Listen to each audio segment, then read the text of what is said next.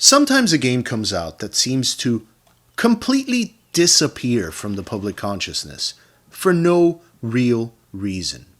I'd had the game for a while now. I remember when it was released.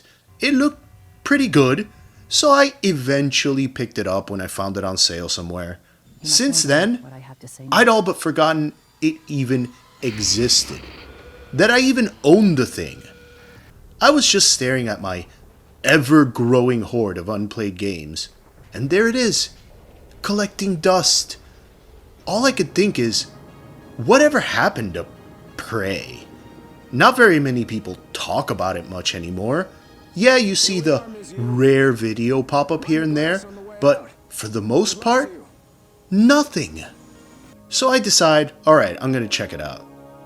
And now that I have finally gotten around to playing it, I do not understand why.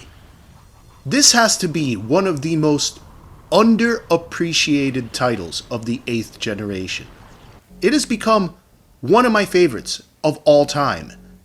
It deserves so much more attention than it has received. This game is probably best known as being the Prey that isn't Prey. There was already a Prey once, back in 2006. Good game. Definitely worthy of some attention in its own right. These two games have nothing to do with each other. Other than the aliens and the first-person perspective, they have nothing in common. This shouldn't even be called Prey. Bethesda ended up with the IP in a garage sale. I think they wanted to cash in on the name? A little return on investment, I suppose. That's how we ended up with this Prey. Otherwise, what we would have actually gotten was a sequel to that other Prey. Somewhere, business happened, and here we are. Whatever. This isn't a documentary on how that Prey ended up becoming this Prey. It's a bit of a long story. An interesting one, but other videos have already been done on this topic. I'm not about to do all that research only to regurgitate what's already been said. This will also likely not end up some insightful or philosophical breakdown on the story or... no, I'm just not that deep. I'm reasonably intelligent, I'd like to think, which probably makes me dumber than I actually think I am.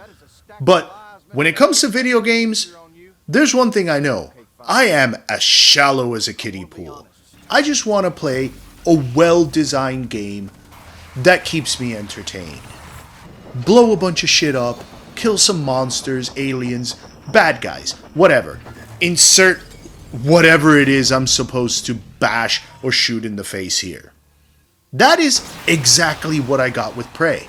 This will essentially be one fanboy absolutely gushing about just how fucking awesome this game is, while simultaneously wondering why this game doesn't get the recognition it deserves.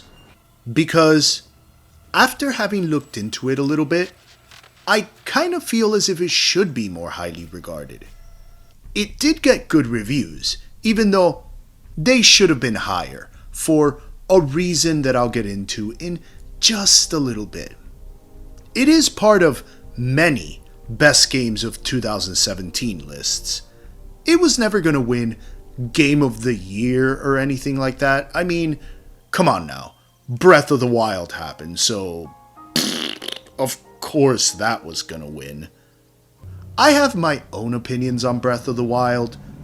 It is a really good game, but you know what? No. I am not doing this. I don't want a bunch of Nintendo fanboys breaking down my door with torches and pitchforks in their hands because I had the most remotely negative thing to say about their beloved Zelda, so I'll keep these opinions to myself. Maybe one day I'll make a video on Breath of the Wild, but that's not what this is about. It's about Prey and what happened to it. I think I may have found the answer. Bethesda happened. They completely botched it with this game from day one. Calling it Prey in the first place. Fans see that name and they have certain expectations. Maybe they're gonna get a reboot or a remake of the original, not a completely different game altogether. Prey was also poorly marketed. Trailers leading up to release make the game seem like more of your standard first-person shooter. They were in no way indicative of the final product. Then there was this ridiculous embargo in which review outlets got the game 24 hours before release. I think this embargo, more than anything else, is what actually ruined Prey. I'm sorry, but 24 hours is nowhere near enough time to properly review any game. Even if it's like 6 hours long, you still have to rush through playing it. Then sit down and draft a script and make a video. You're barely given enough time to even process what you've just played. Prey is like 15 hours long if you skip all the side stuff. Twice that long if you enjoy everything that's there. Reviewers didn't have the time to fully explore the open-ended level design, or tinker with all the different abilities made available to you, or do most of the side quests that add to the lore and overall story. In their rush, what we got were essentially reviews of a sample size of what this game actually is. This is what the potential buyer ends up seeing. Something in the high 70s, low 80s, good scores but nothing special, so they decide not to bother. Reviews have a definite impact on sales. I strongly believe this was the single greatest contributing factor to Prey's lack of success. Had reviewers been given ample time to properly assess the game, I'm fairly confident it would have gotten higher scores. This is evident in the disconnect between those early reviews and the ones that came out later, calling it an underrated gem and a masterpiece. Reviews that weren't restricted by unreasonable time constraints. These players were free to fully explore Talos 1, a space station that is equal parts research facility, failed alien containment unit, and luxury resort. They were able to really appreciate its subtle, creepy vibe and excellent level design. They were able to read all the flavor texts, listen to all the audio logs, do all the side quests, things that bring the world to life, and add meaning and give impact to your role in the events that have transpired. And there is one thing these players did that I know for a fact early reviewers were incapable of doing. It took me 2 playthroughs to do, and I know they didn't have enough time for all that. These players were actually able to unlock all the abilities and tinker with all the ways they affect combat encounters and navigating through your environment. The sheer gameplay variety is easily this game's biggest strength. It is truly impressive just how many options there are for you to deal with any given scenario.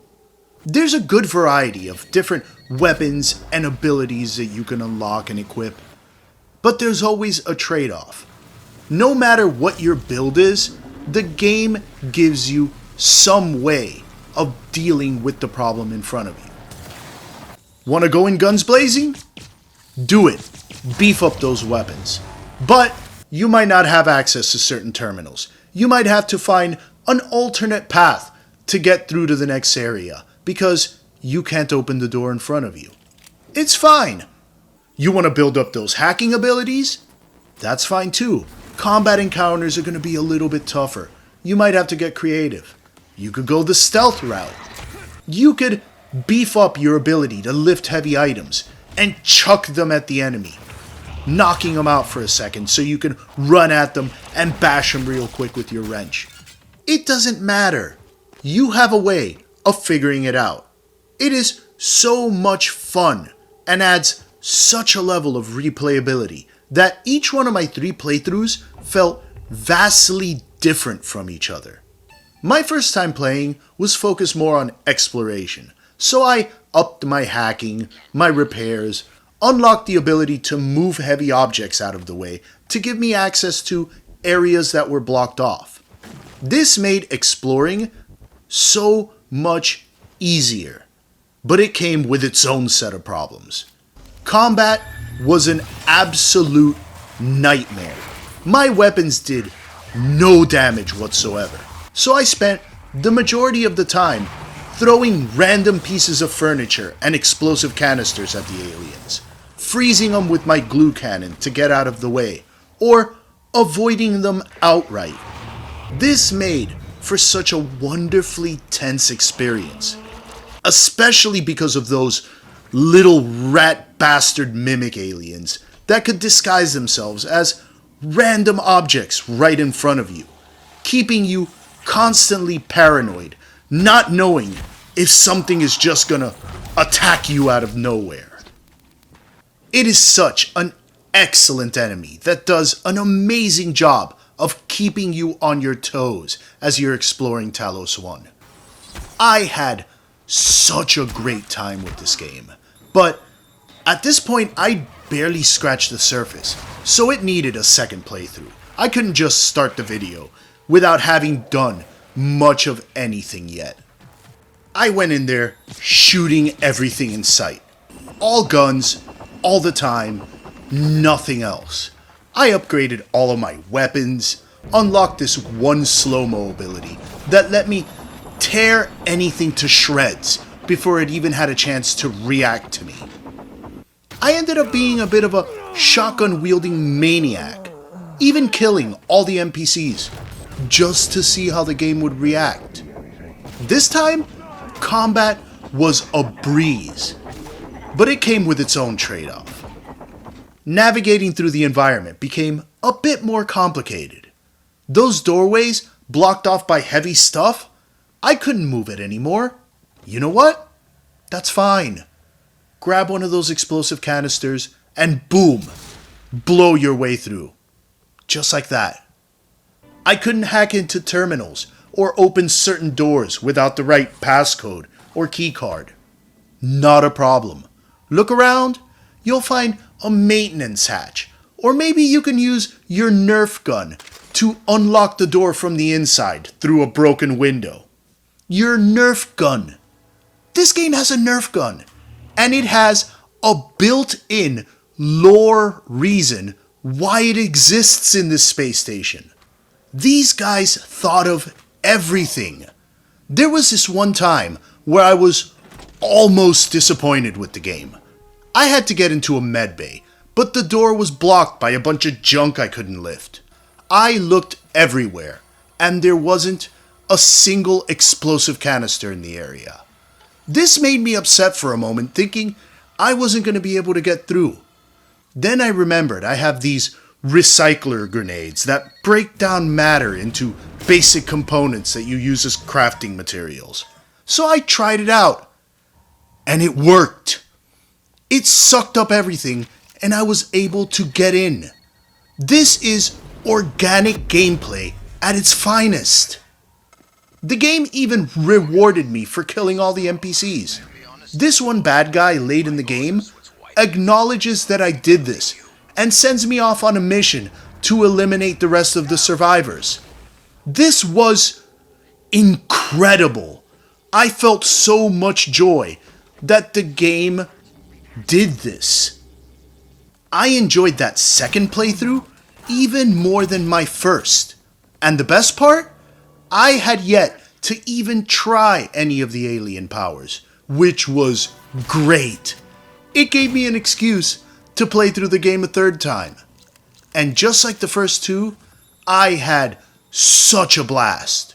You could turn the enemies against each other, reanimate corpses and have them do the dirty work for you. Use your mimic power and become a turret. Suck them up into a vortex and throw a few grenades in there that get sucked up along with it. Or just blast them with one of your elemental powers. The choice is yours.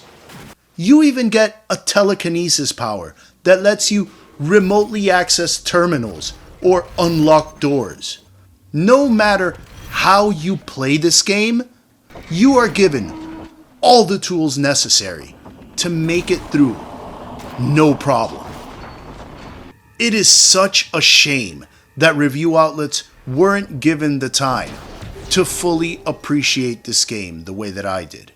If they had, Prey would be considered a critical hit, an all-time classic, not an underrated gem that YouTubers such as myself try to keep relevant. For those of you out there that have played this game, I'm pretty sure most of you agree with me on this. For those of you that haven't, pick it up right now. It is an experience well worth having, and one of the most well-designed games I have ever played. You can thank old Zosnaral later.